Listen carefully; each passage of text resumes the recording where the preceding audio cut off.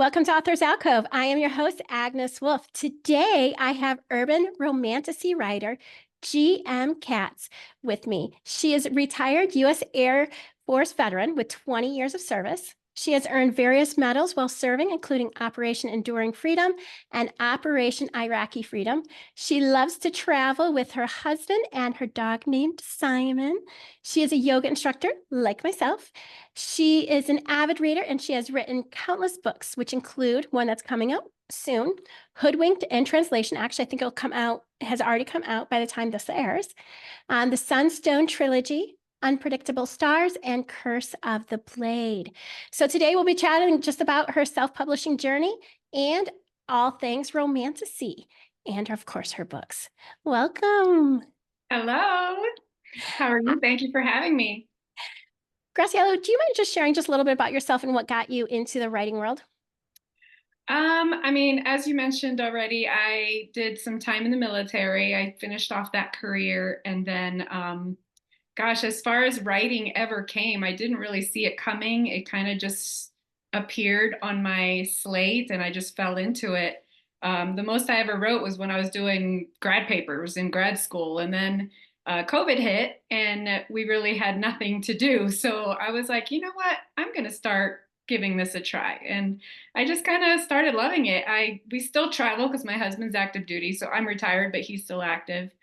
And so we still travel the world, and I still get all these like little, my imagination goes crazy whenever we visit places, and I just get these stories in my head and jot them down. And then eventually I just let them come out. When they're ready, they just come out. So other than that, I'm just loving the life as an indie author. I feel like those who have been in the military, it's like a defining part of who you are after you've been in the military. I don't know if you agree with Yes. that. But what ways has your U.S. Air Force veteran experience and your experience through that reflected in your writing? Well, first off, I became an avid reader because of the military. So, they still do this now. Like, units from home stations will send care packages, or USO. You'll get these care packages when we're downrange, and we would get tons of books. And sometimes that was the best way to pass the time when you're on duty.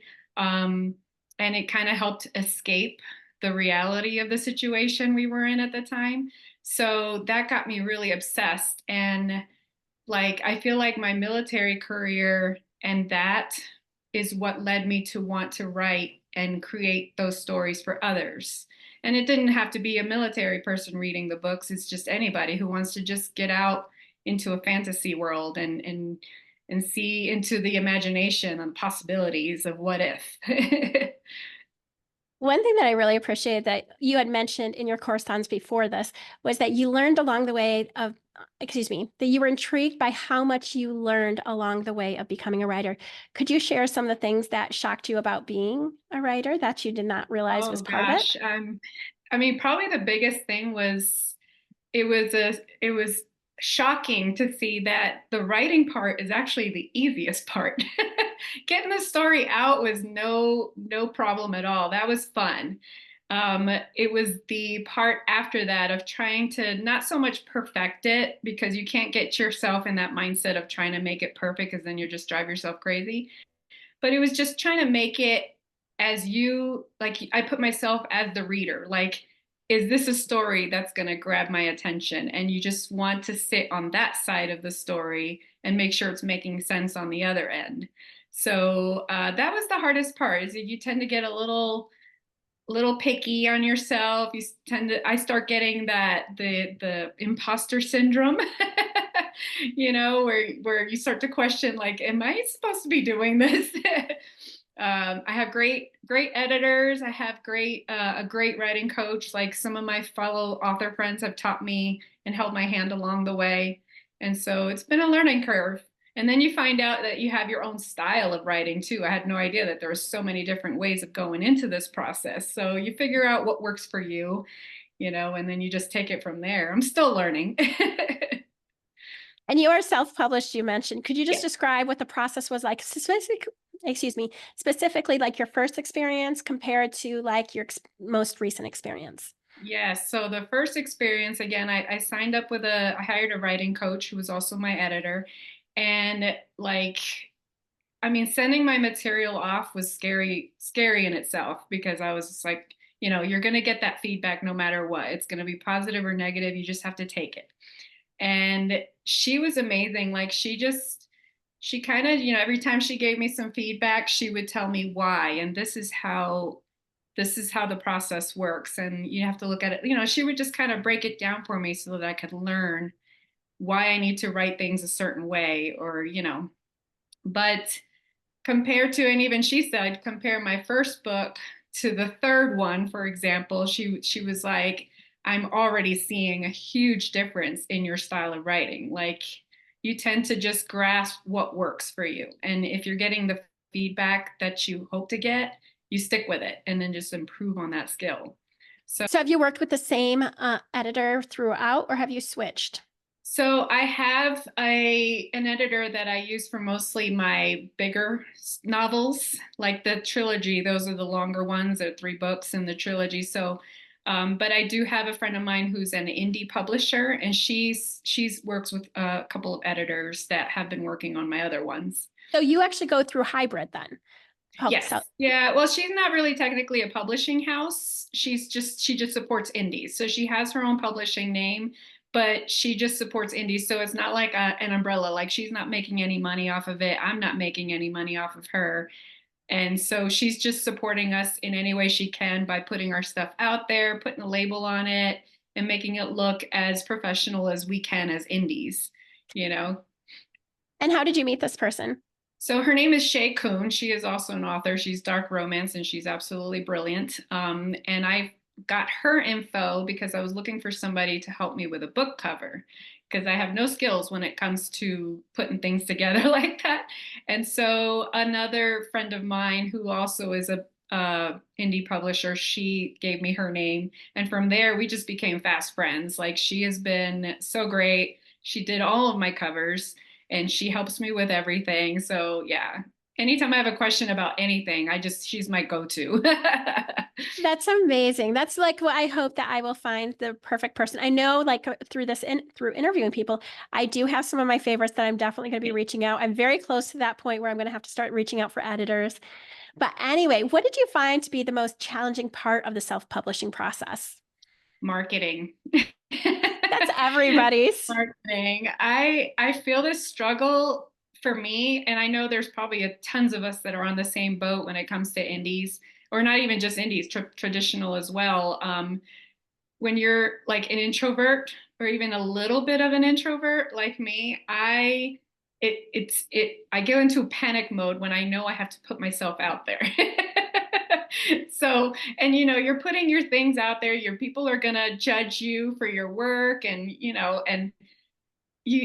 they tell you you have to develop thick skin and just take it as it goes, but it's hard when you're on your own. You don't have a shield of publishing agents and all these other people to kind of sugarcoat things for you.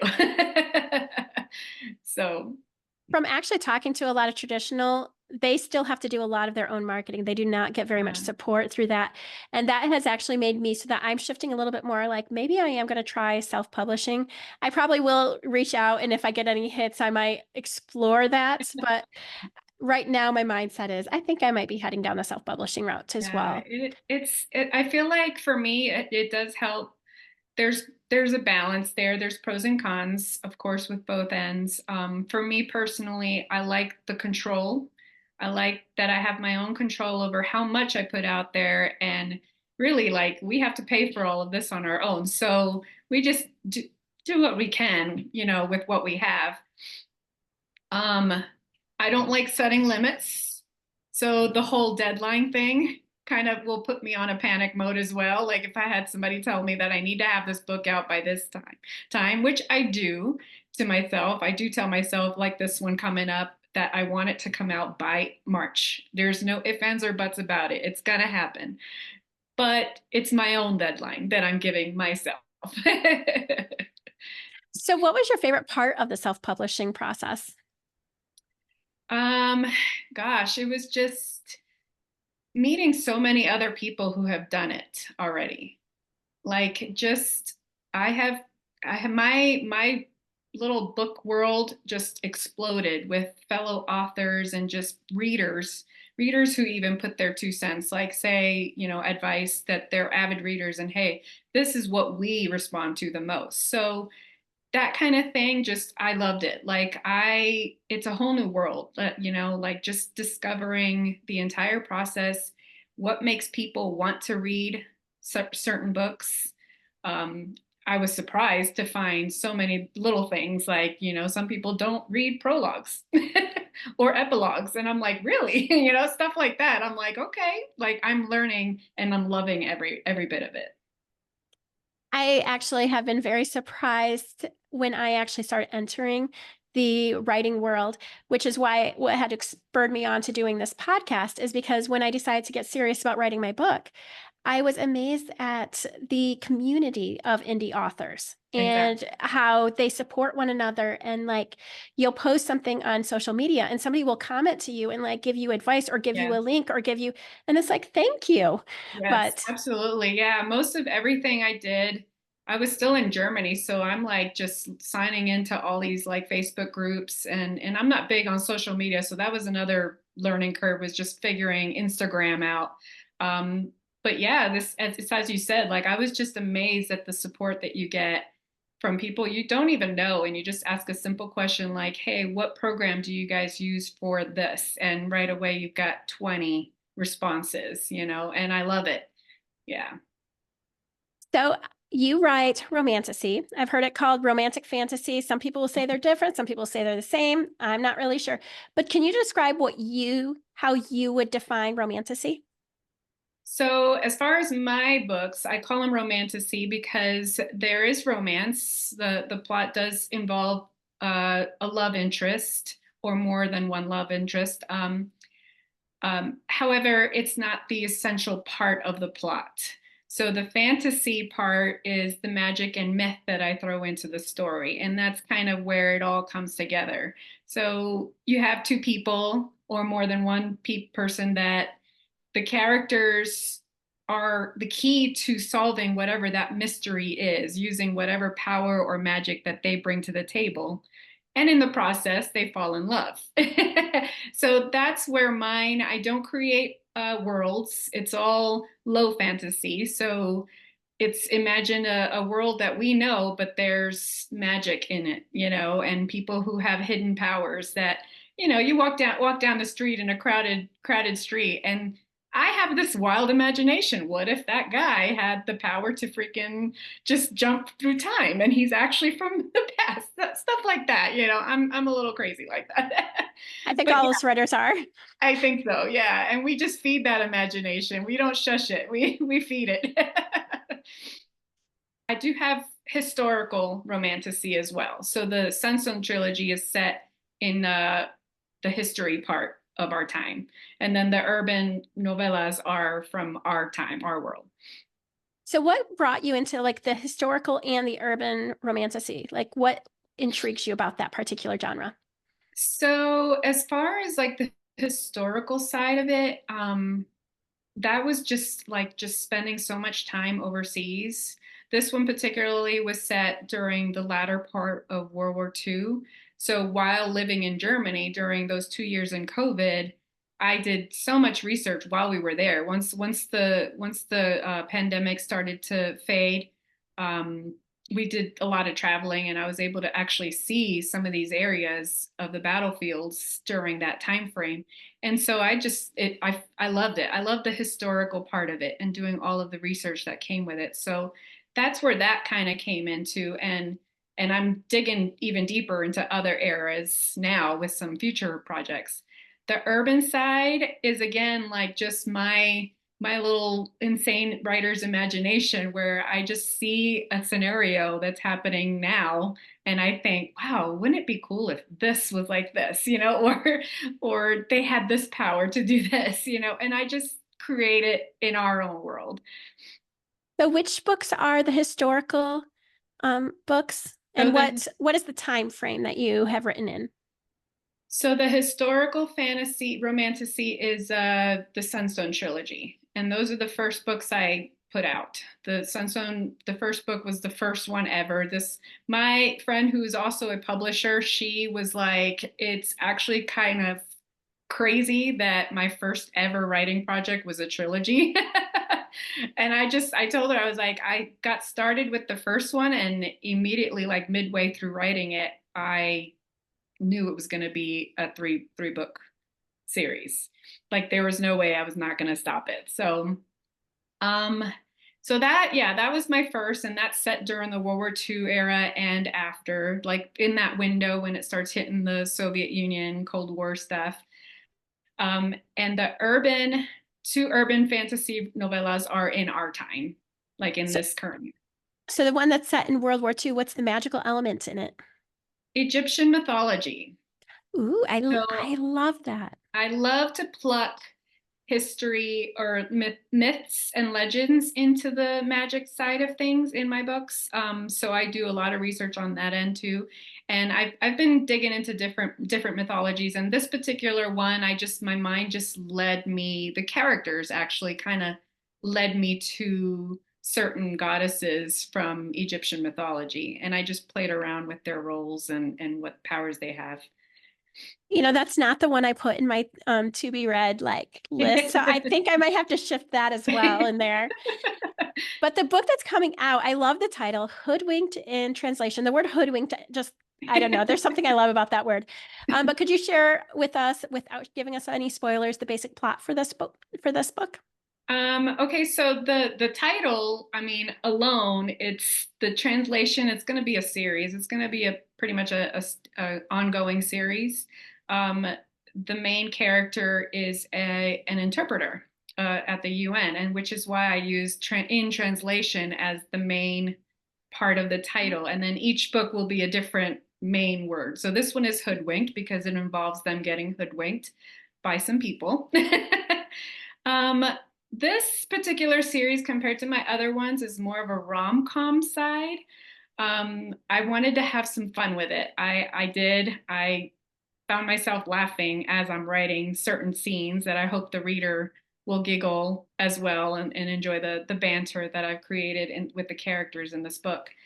But Lola Grace is the main female character that's like going to be in all of the books. This is her series. And she's the interpreter. She's a bit of a hot mess. And she does come from again, my mythology, my love of mythology and history like that is she is a descendant of a Celtic god.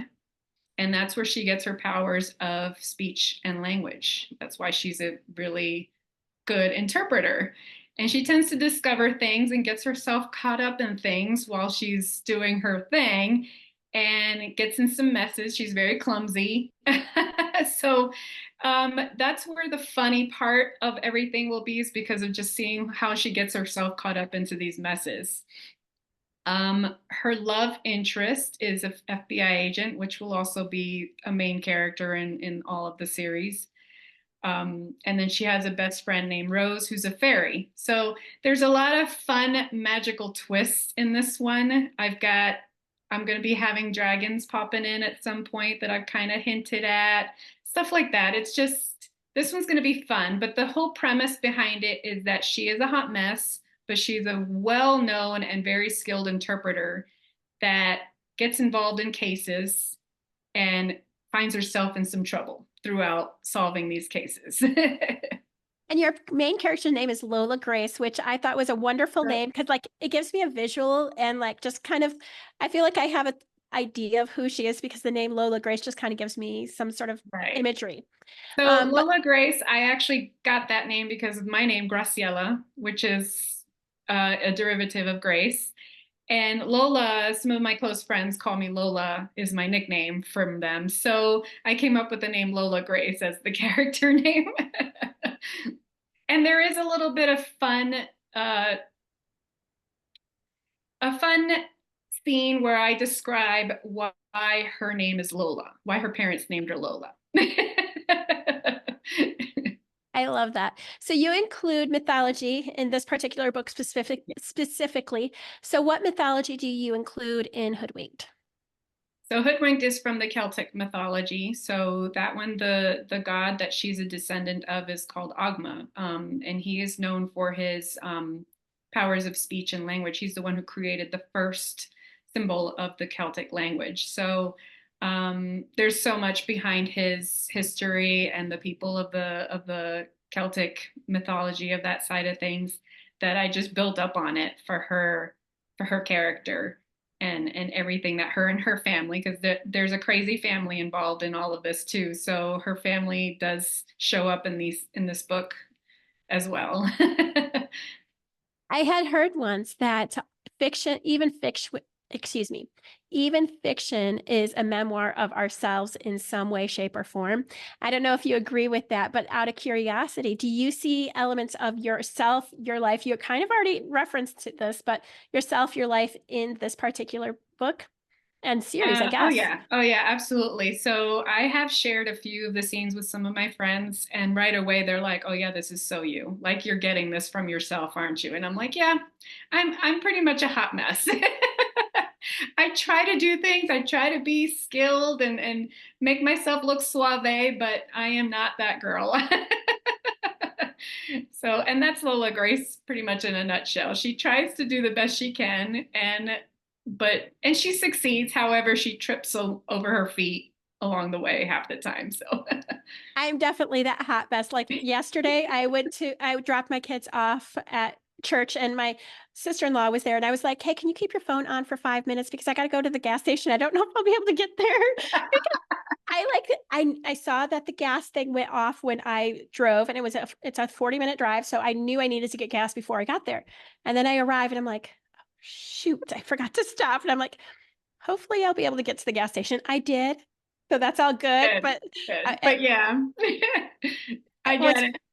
yeah, and I saw a friend there and I go, "Yeah, I have not changed. I know we haven't seen each other in a year, but nope, still the same Angie." Yeah, no, But I get it. So a lot of the Lola Grace scenes of her getting herself into trouble do come from my own situations, but there are a few that I've picked up from others and my friends that they tell me their stories, and I'm like, "Ooh, that's gonna be great for my book."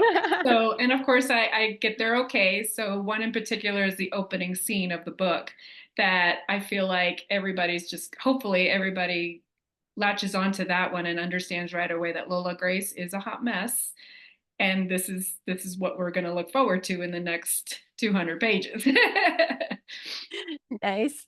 So what is one author or one book or one series that you think everyone should read? Oh gosh. Well, like I said, I've already mentioned Shay Kuhn. She's just amazing. She writes dark romance. And she's got a two series out, but her most recent one's the Roma series. They're both amazing, but the Roma series are probably one of my favorite reads. So I highly recommend everybody check out Shay Kuhn. She's amazing. There's so many, when people ask this question, like hers comes up at the top of the list, but there's so many. I'm sure you know when people say who's your favorite author and your mind goes blank because there's so many to pick from. So it just depends on the mood I'm in. So like Yes. Lucy Score, Megan Quinn for the romance side of things. And you got JT Geisinger, who I love her for her suspense thriller side of things. So McFadden, like there's just so many. Do you have a title for any of Shay Coons's? So the Roma series, that's the you just look up Roma series. So it's Okay. Roma's Claim, Roma's Vow. There's four of them. I can't look at my shelf from here, but but she's got the whole four series is complete. So it's I as I'm sure every other reader out there hates when a book you love and you find out that the rest of the series is still in the works, so you have to wait. So hers is definitely complete, as is mine. My trilogy is completely complete. The next one I come out with, I want to just pop them out. See, I don't know what's worse is when you're in the middle of a series and you realize that the author has not written the next book, or when you get to the end of a really good series and you have to say goodbye. You have to say I'm not goodbye. sure which Yeah. is worse. Yes, I absolutely agree with that one. Well, anyway, I want to just thank you so much for joining us today. But before you go, I do want to ask you one last question. And it's a question I ask everyone. What would be one piece of advice that you would give to a not yet published author? Gosh, the best advice I think that I know popped into my head many, many times from other people saying it to me, as well as I continuously remind myself, do this because you love it. Don't do it for the fame, don't do it for the fortune, don't do it for the money.